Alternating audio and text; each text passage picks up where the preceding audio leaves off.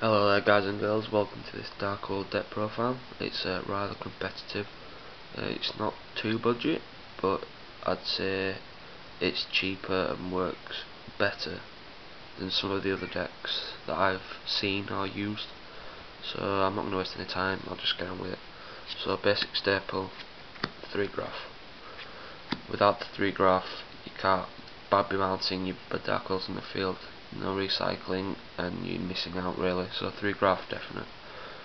So next, 3 snow. Without 3 snow there's no search power. You basically, because you can search the field card and the Dark Old dealings, you definitely need 3 snow.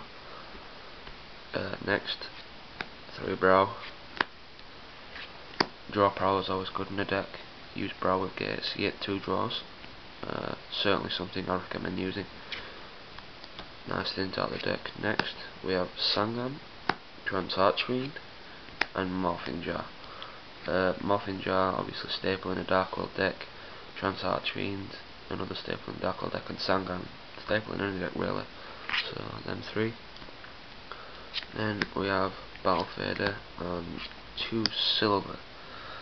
Silver is good for constantly bouncing Grapha from the field. It's a good 2-3 or 2-6 speed depending on if you have gates in the field. Relatively good card, I use it a lot. So that's that. Next we move on to spells. 3 gates.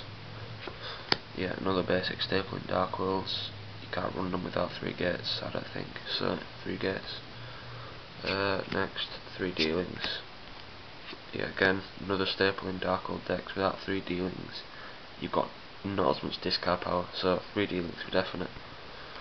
After that we have card destruction, staple, foolish, and reborn. Card destruction gets your hand, every Darkle needs it.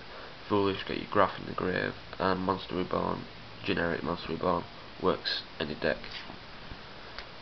Next we have gateway, burial from different dimension, and dangerous machine type 6. Now gateway is good if you're using the virus cards like I do, because you can like tribute with the virus cards and then bring the monster back straight away, and then maybe if you have another virus card set, use that virus card as well. So I use gateway, and you can also use to join your opponent's end phase, just a cheeky monster out. So that's why I think it's good. Burial, if you get your graph as bottomless or just removed, or you're removing all the time with gates, so burial is something I definitely recommend using. Shove them all back in your grave from your banish zone, so that helps. And dangerous machine, I use this at the moment because I can't afford tour guides or tour buses because I'm poor. So I mean it's good. It's actually a very good card. So like basically you can use this card, or preferably I'd say swap it out for a tour guide or a tour bus, depending on what your budget is. But dangerous machine, absolutely very good in this Dark World deck, to be honest, because you only lose 2 times out of 6. So yeah, something I definitely recommend running. Next, one of the traps. So triple smog. I play against a lot of decks that use the graveyard.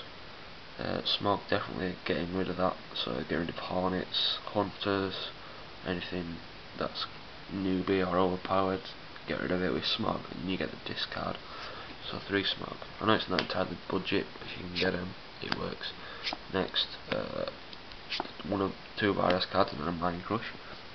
Constantly seeing your hands with these 2, and then the Mind Crush can get rid of something nasty like a Heavy Storm. If you get it wrong, you get the discard. So that's well worth using. Next we have Mirror Force, Staple, Depth Amulet, and Dark Bribe. Mirror Force, staple obviously. Dark Bribe can negate things like Heavy Storm, because this deck does not like Heavy Storm, and that's why I've taken some measures to try and stop that. And Depth Amulet, negating attacks whilst for discarding, which is not a cost. So your opponent attack, you play Depth Amulet, drop a graph, negate the attack and negate graph as effect. So yeah, good card. Next we have Force Requisition and 2 Skill Drain. Force Requisition, if you get this early and you've got a lot of discards set for you later on in the duel. Completely manages your opponent's hand. It also works with cards like card destruction. If you've got it active before you have card destruction played, or morphing jar, however many cards you discard, your opponent discards after they draw. So that is a completely good taking out of the hand, like I say. Skill drain screws players, really. There's nothing much more to say about that. And lastly, Starlight Run. Like I said, this deck does not like Heavy Storm, or Darko for that matter.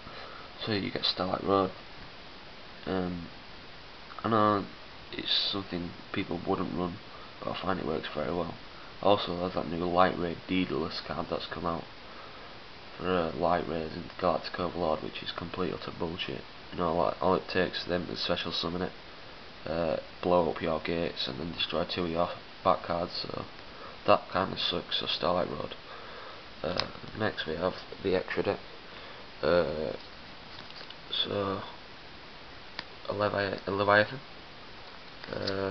If you've got a bit of money, or you're lucky, a Leviathan, and there if you run tour guides, essentially.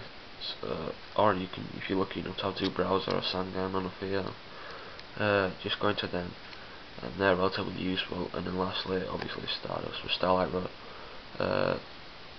You obviously can negate one thing with Starlight Road, and then you can continue to negate things with that Stardust, or once due to rulings, which kinda sucks, but oh well.